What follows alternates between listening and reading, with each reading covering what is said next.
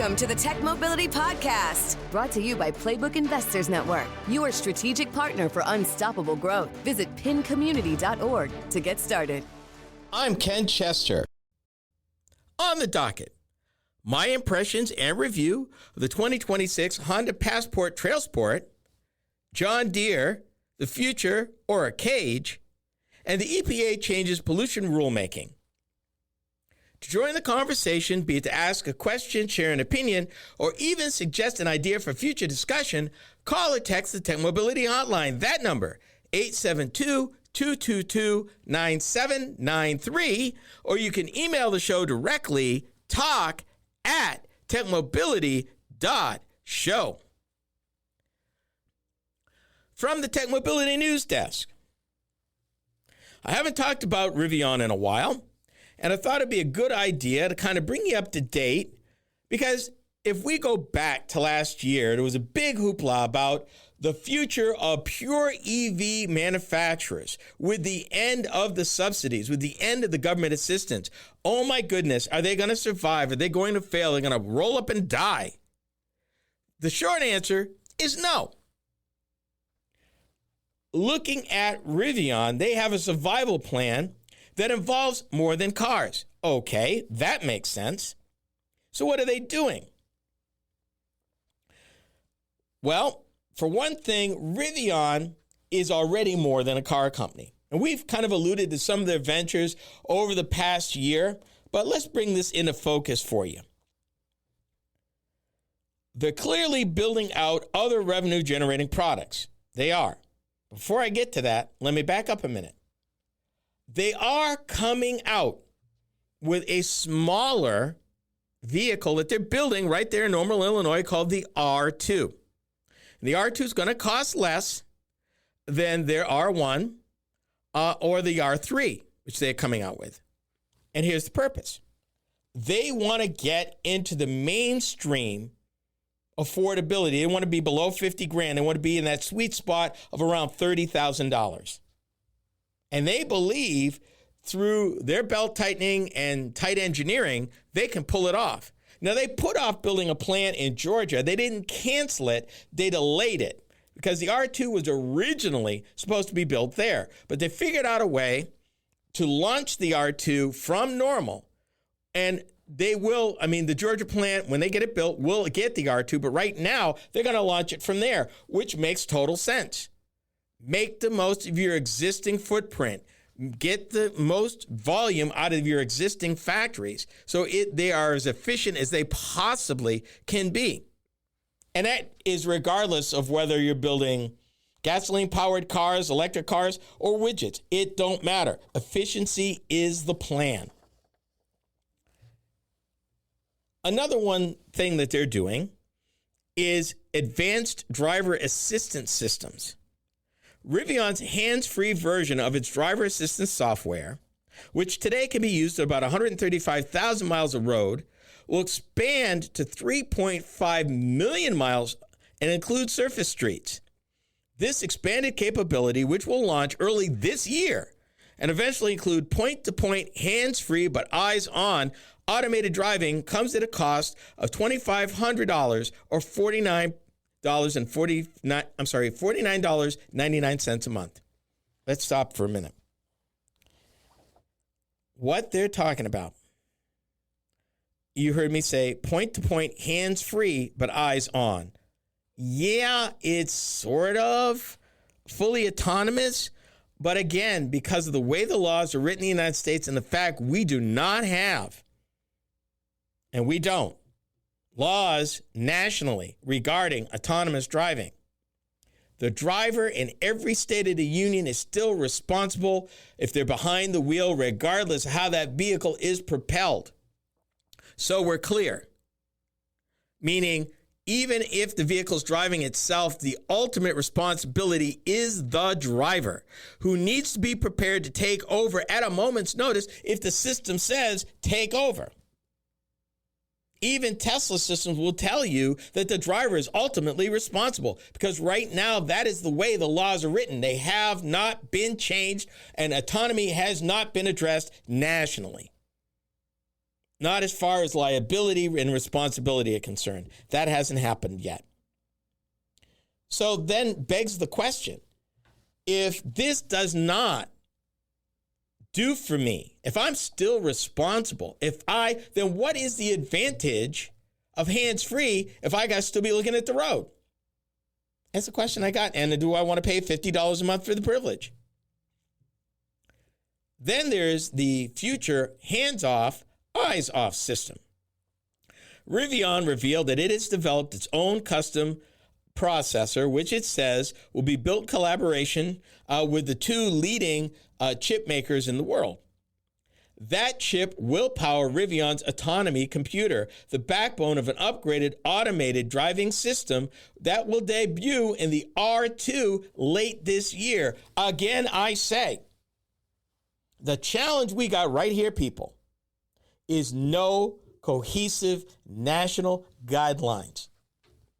So here's the question. If you were to buy a Rivian R2 in December of this year with their upgraded automated driving system, which they're calling hands-off, eyes-off, meaning the car takes total responsibility. But remember, in most states, laws have not changed, alleviating you from responsibility if the system fails or screws up. Again, would you want to be in a situation like that? I don't think so. They did mention it'd be an upcharge, but Rivian didn't say if it would be more than the initial $2,500 fee. Another thing Rivian's looking at doing, licensing its tech to others. Because after all, Rivian already has a joint venture with Volkswagen to share its electrical architecture and base level software. And Rivian spun out two startups this year, also, which is a mobility startup, and Mind Robotics, which is an industrial AI and robotics startup. And bear in mind, they still own minority stakes in both those companies. Subsequent discussions reiterated hopes and potential for Rivian to license its whole AV platform or just components like its custom processor. We'll see. It's going to depend on what the market does. But Rivian is looking at ways to leverage what it already knows and what it's already invested in. And remember, one of the first companies to invest in Rivian was Amazon. They are building Amazon EV delivery vans. They got a contract for 100,000 of them. They're still building those, in addition to their retail business. They've teamed up with AT&T for telematics software. So they're all about the joint venture, and they're going to look for ways to leverage what they already know, which makes total sense to me. Absolutely.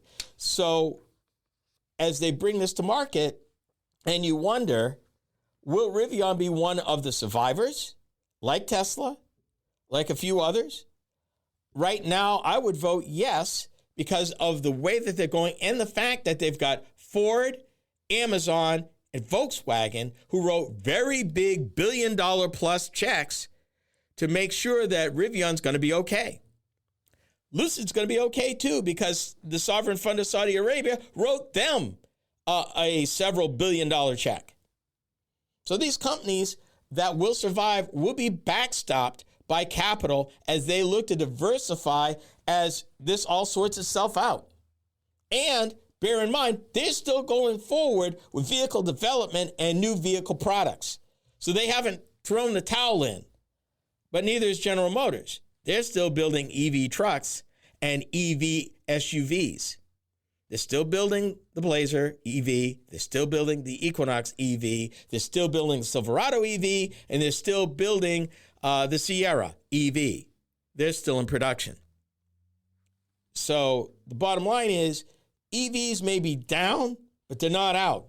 And the major players are going to look for ways to leverage what they know so they can remain in business, because it's not always going to be that way. Because remember, this is a global economy. Don't think that just because of what's going on here in America is going to handicap any of these folks. It's not. The Passport was Honda's first SUV offering over 30 years ago. My impressions and review are next. You are listening to the Tech Mobility Show.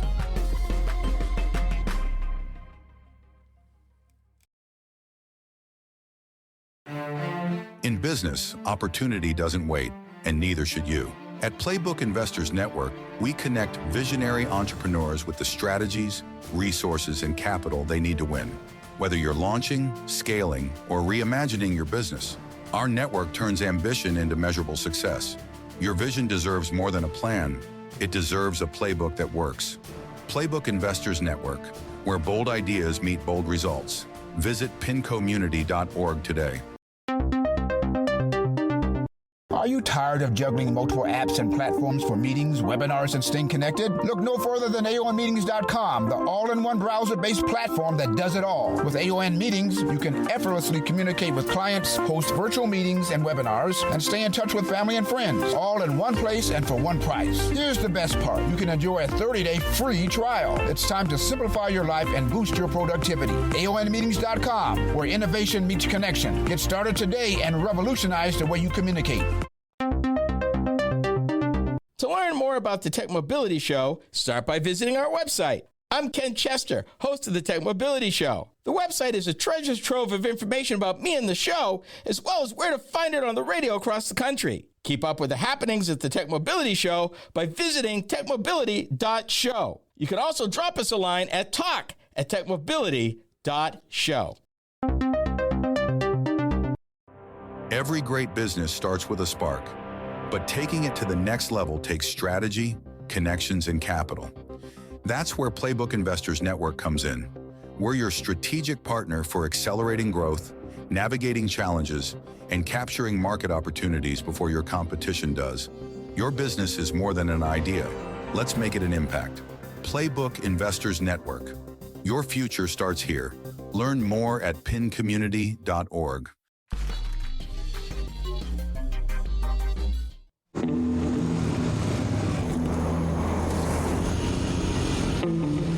Accommodating leather-trimmed interior. 3 spacious rows of seating.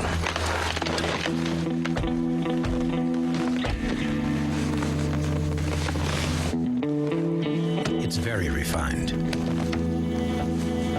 Introducing the 240 horsepower Pilot, built by Honda. That would be one of the earliest SUVs that Honda actually built. And actually not its first one. We're going to talk about the first one that they marketed in a minute. But the Pilot is actually one of their largest. It's been around, it's been around over 20, 25 years now. Yeah. And has gradually evolved over that. But that's not the one we're going to talk about today. We're going to actually talk about Honda's first foray into the SUV market. And here's a fun fact. The original SUV that Honda actually sold through their dealers was not built by Honda. Let me explain. The Honda Passport, what we're talking about today, and it's the vehicle I was talking about back then, is a line of mid-size SUVs that debuted in the North American marketplace in 1993. The first generation Passport was actually a rebadged version of the Isuzu Rodeo, Honda's first SUV offering in the marketplace that it sold until 2002. Let me stop right there. Honda has this reputation that they will joint venture into a new market with somebody to mitigate their upfront expenses as they learn the market. When they feel they get a handle on it and that they could build something of superior quality, then they will lead that joint venture to market their own Honda-engineered, Honda-designed vehicle. And that's pretty much any market segment that Honda's been in. Has always been their approach. Still is their approach. Here's the thing. Honda discontinued selling the Passport in 2002. In 2003, they actually replaced it at that time with the Honda built and designed Pilot. Fast forward almost 20 years. In 2018, the automaker announced the return of the Passport, but this time it's a Honda-built 2-row mid-size crossover SUV. But here's the difference. It's not replacing anything. They're going to slot it, or they slotted it between the CR-V and the larger Pilot. But here's the fun part.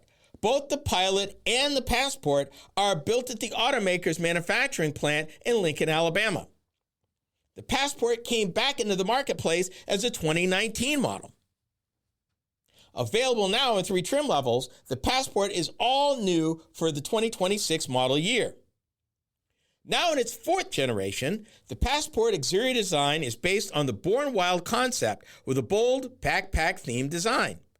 It features an LED DRL lighting signature that includes amber lighting for its Trailsport model, an increased dash-to-axle ratio with a shorter front overhang, increased ground clearance with an improved approach angle, all-terrain tires, a unique suspension tuned for off-road driving, front orange heavy-duty recovery hooks, steel skid plates for underbody protection, and Passport is embossed both on the front fascia and the rear tailgate.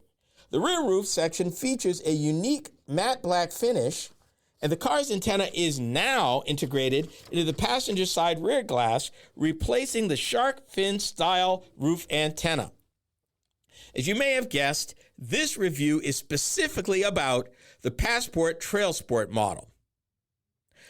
Power for the Trailsport is generated by the automaker's tried and true 3.5-liter V6 gasoline engine that makes 285 horsepower and delivers 262 foot-pounds of torque.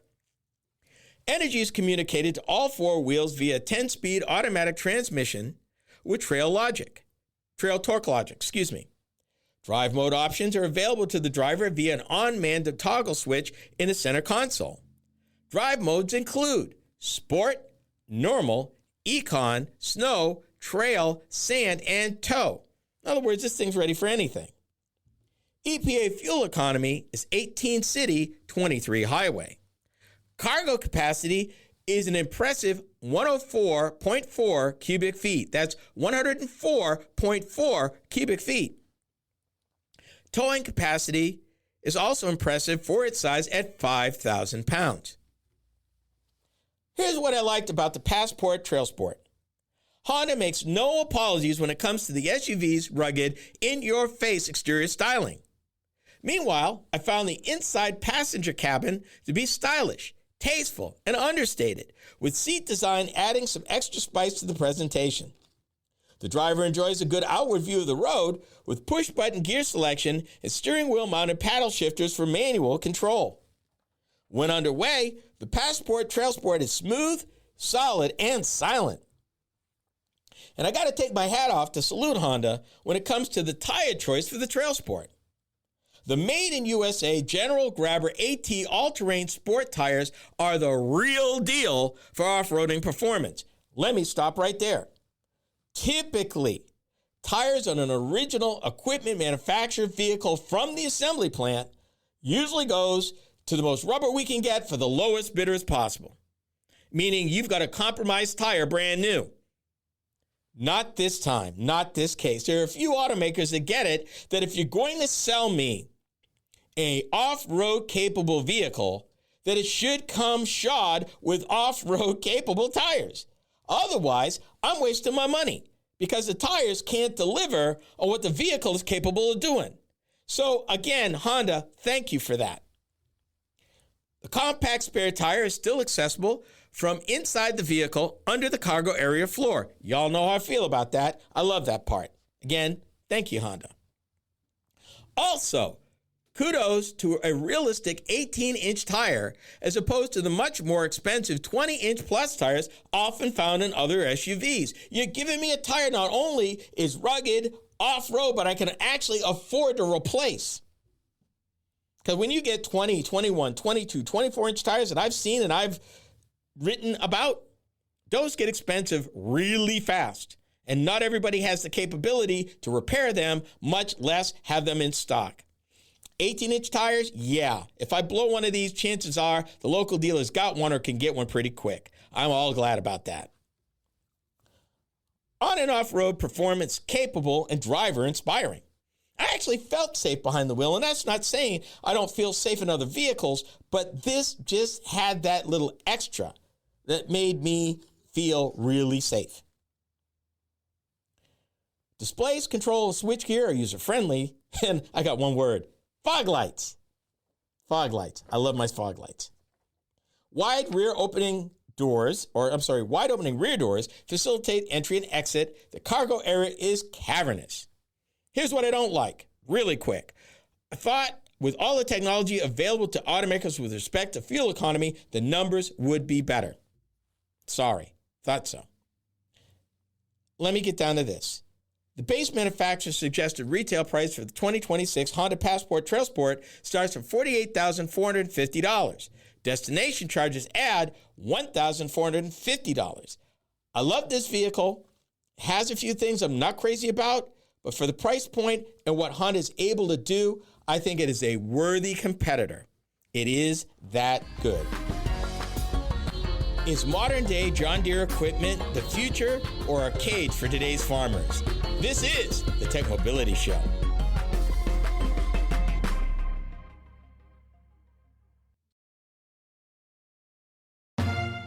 You've got the drive. You've got the vision. Now you need the right partner to make it happen.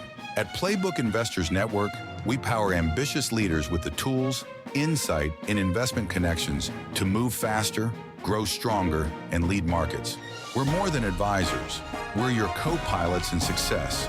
Because in business, standing still is not an option. Playbook Investors Network, fueling ambition, delivering results.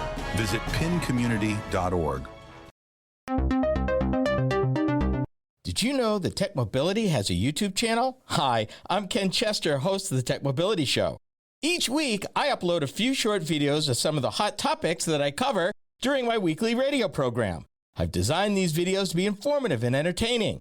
It's another way to keep up on current mobility and technology news and information. Be sure to watch, like, and subscribe to my channel. That's the Tech Mobility Show on YouTube. Check it out.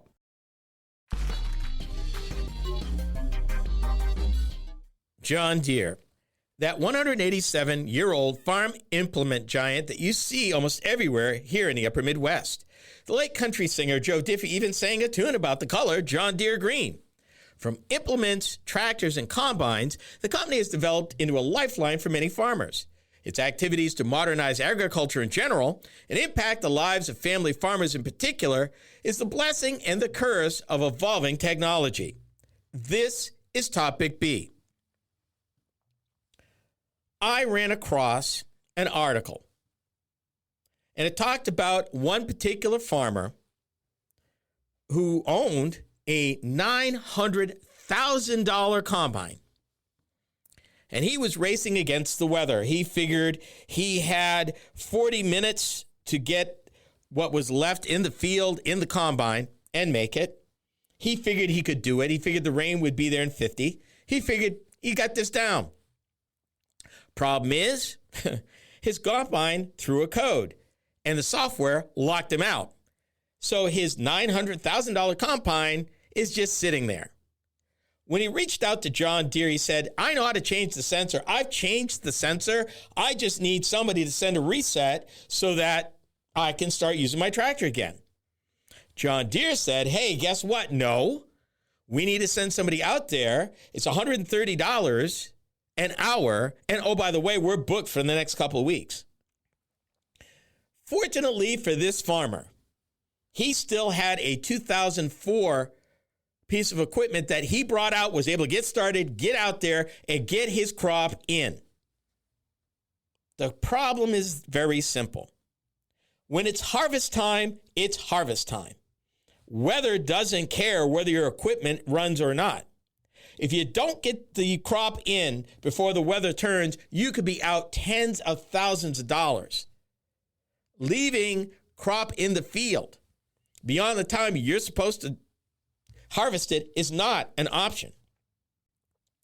On the one hand, John Deere has reinvented the farming experience. I mean, GPS, combines that literally steer themselves, that all you got to do is turn them around at the end of the crop row.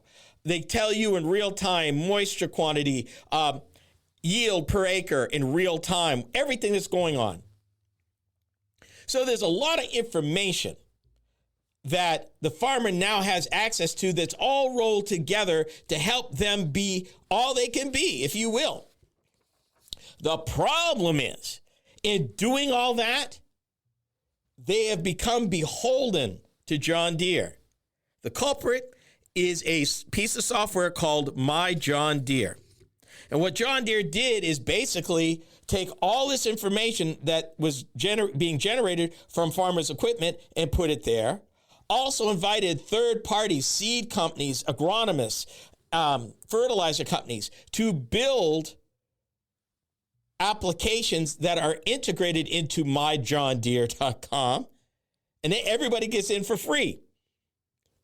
That makes the farmer even more beholden to John Deere. But here's the problem. This man paid $900,000 for a combine he couldn't fix. John Deere had locked him out. So here's the question. You pay all that money. Do you really own the piece of equipment you bought? 30 years ago, the answer was yes. Today, not so much. And you might be thinking, Ken, I'm not a farmer. I could care less. Well, guess what? It ain't just restricted to farming. Tesla has been raked over the coals by the government for a while now for doing the very same restrictive things. If somebody wants to fix their Tesla, they have the know-how, or they have an independent garage that has the know-how. Tesla will not give them the manuals. Tesla will not sell them the tools. Tesla will not sell them the parts. That's it. Nuh-uh. Can't touch it. This fight, and we've talked about this fight before. It's called the right to repair. If I've paid for it, I own it. How come I can't fix it? How come I can't take it to anybody I want to fix it? Particularly if it's outside a quote-unquote warranty. Shouldn't be this way. You pay all of that money, yet you don't have any control to straighten something out that, in his case, should have took 5 minutes. And if Deere wasn't so restrictive, for a price, they could have had one of their technicians send a code. Oh, no. We got to have somebody come out there and verify, and we're a couple weeks out. Yeah, that doesn't work in farming, people. And John Deere knows that. This don't work. If I'm out in the field now, I'm harvesting now, and I need my equipment to work now. Not a couple weeks from now. Not tomorrow.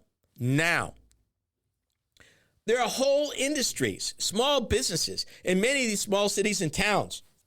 They're on demand. If you are a diesel mechanic during harvest season, you're on call. If you're a welder that specializes in farm equipment, you're on call, and you probably have a mobile rig that you can go where the farmer is because he needs it now. Why would John Deere build such a thing to put farmers who are time sensitive against the wall like that? Think about that for a minute. 5 years ago, Stellantis bragged to Wall Street that software subscriptions would be a major part of their business. And I believe the number they quoted by 2030 was $25 billion, not million, billion with a B, for services. GM was thinking the same thing. Here's the problem. If I own the vehicle, and I bought the vehicle, with these options on it, then I should be able to use them. BMW pulled that stunt a few years ago. They sold some vehicles, and they thought that you would pay extra for them to turn on the heated seats during the winter. And the public said, yeah, no. I bought the car, I bought it with heated seats. They work when I want them to work, and I'm not paying you a dime more. I already paid you $50,000, $60,000, $70,000, $80,000 for the vehicle. There are two sides. In John Deere's defense, if you can say it, they spent billions of dollars to make the farmer incredibly crazy efficient. There's an example in this article where it talks about precision application of herbicide, to where once upon a time a farmer had to do the whole field. Now, with certain John Deere implements and equipment, the sprayers can be literally plant by plant. And John Deere only charges you for the acres you spray.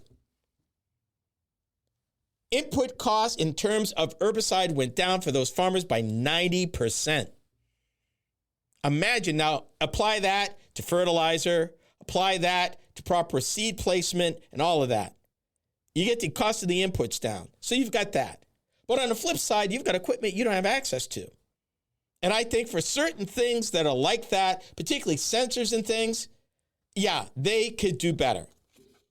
Farmers shouldn't have to be jammed up like that over something that minor and can't fix it, can't replace it, and got to wait. That does not work in farming, particularly during harvest season or planting season. It does not work. And John Deere knows that, which is why certain states have sued John Deere for that. John Deere should have the right to make a profit, but farmers should have a right to fix their equipment. Proposed EPA regulations say lives don't count when settling pollution rules. We are the Tech Mobility Show.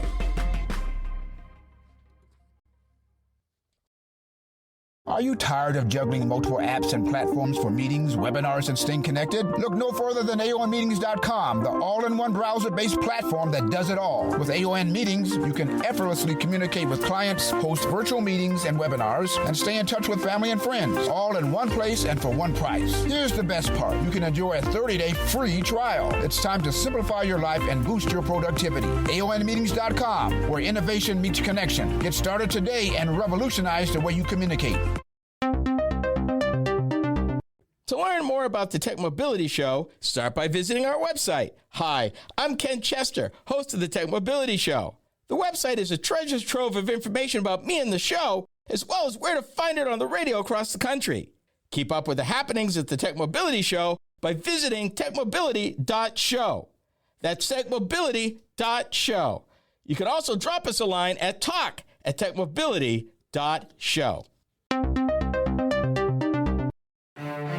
In business, opportunity doesn't wait, and neither should you. At Playbook Investors Network, we connect visionary entrepreneurs with the strategies, resources, and capital they need to win. Whether you're launching, scaling, or reimagining your business, our network turns ambition into measurable success. Your vision deserves more than a plan. It deserves a playbook that works. Playbook Investors Network, where bold ideas meet bold results. Visit pincommunity.org today. Did you know that Tech Mobility has a YouTube channel? Hi, I'm Ken Chester, host of the Tech Mobility Show. Each week, I upload a few short videos of some of the hot topics that I cover during my weekly radio program. I've designed these videos to be informative and entertaining. It's another way to keep up on current mobility and technology news and information. Be sure to watch, like, and subscribe to my channel. That's the Tech Mobility Show on YouTube. Check it out.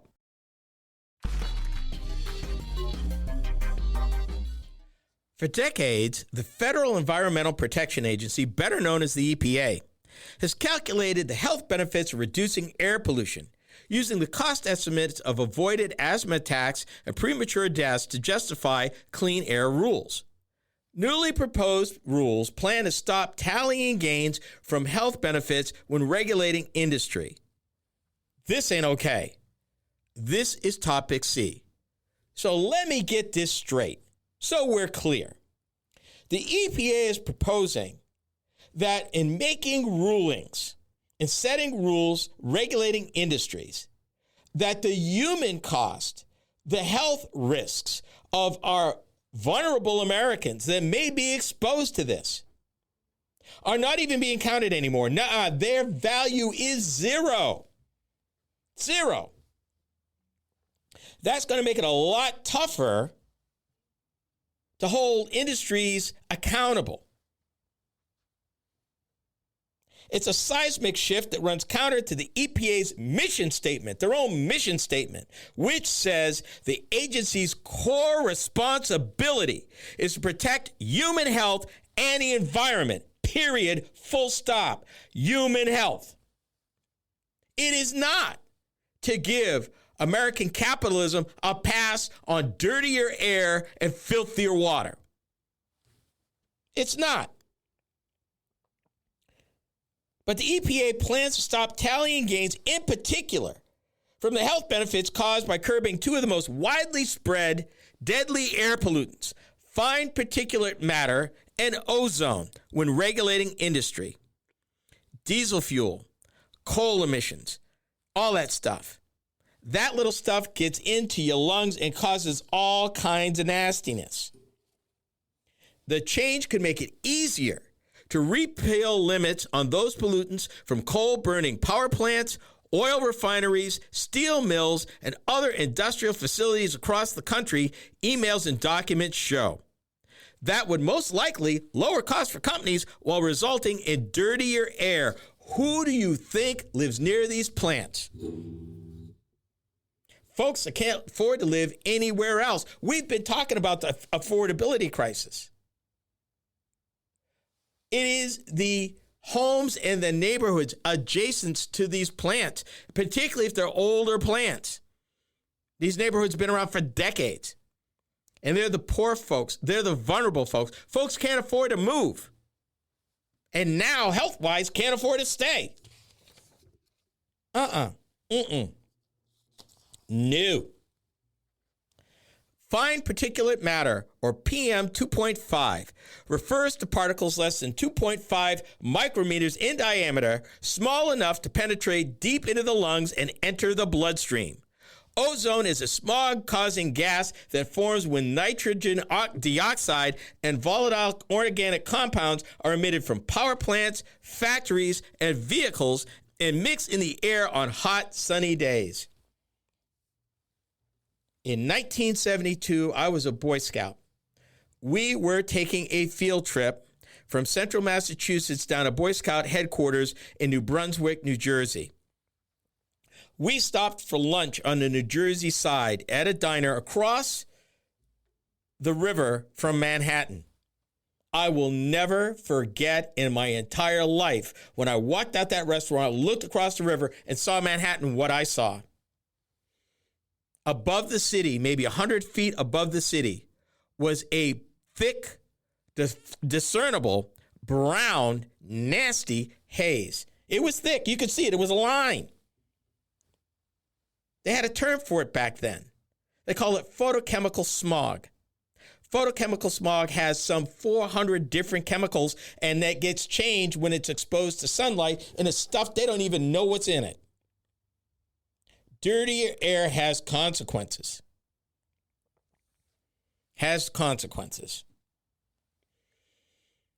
Previously, the EPA tightened the amount of PM 2.5 that could be emitted by industrial facilities. It's estimated that the rule would prevent up to 4,500 premature deaths and 290,000 lost workdays by 2032 alone.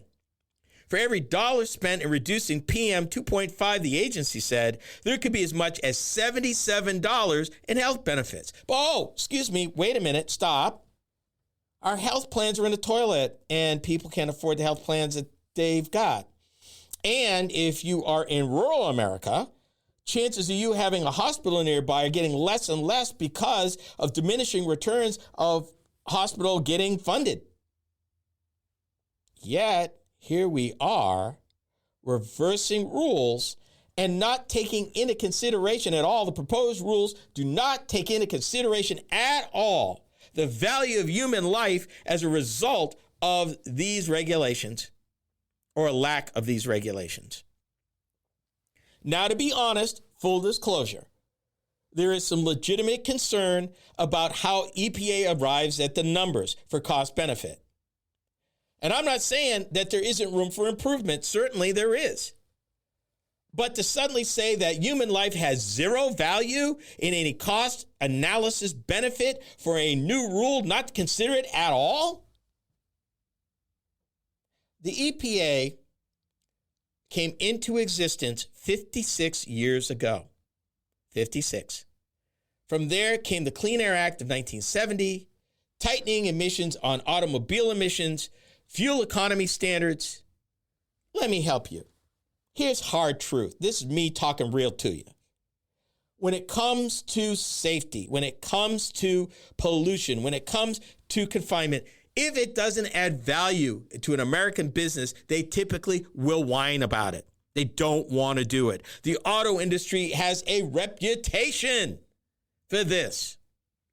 I grew up in New England during the 1970s. Until you've seen acid rain for real, decimating forests and messing up paint jobs on cars, which is what happened when coal emissions from coal plants mixed with the rain became sulfuric acid and rained down.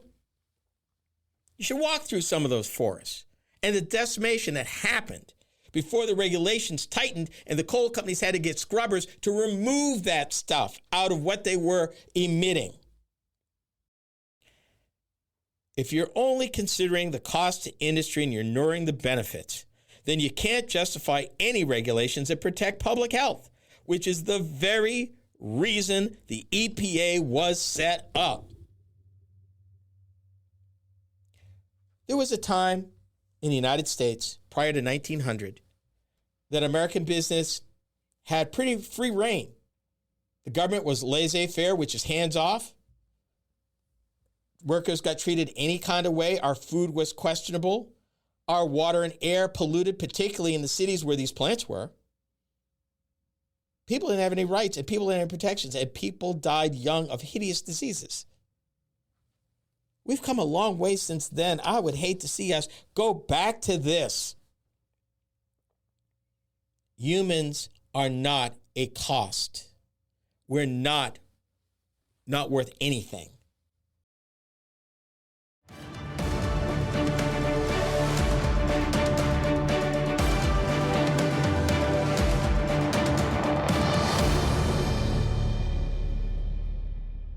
This is the Tech Mobility Podcast.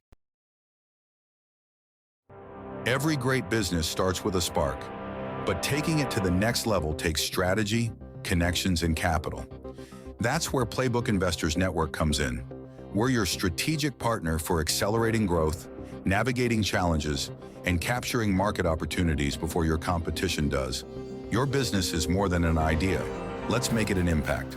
Playbook Investors Network. Your future starts here. Learn more at pincommunity.org.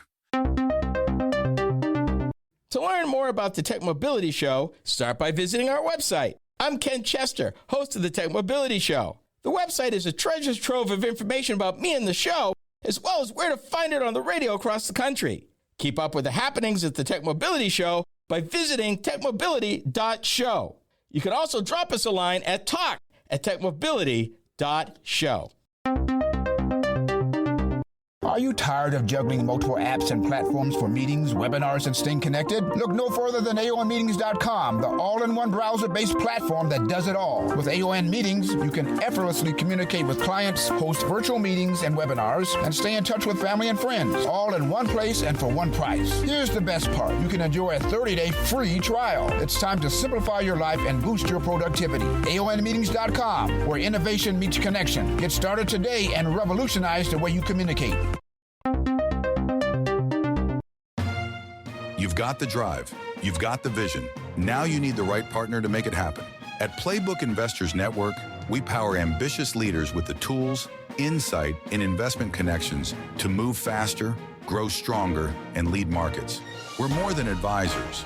We're your co-pilots in success. Because in business, standing still is not an option. Playbook Investors Network, fueling ambition, delivering results. Visit pincommunity.org.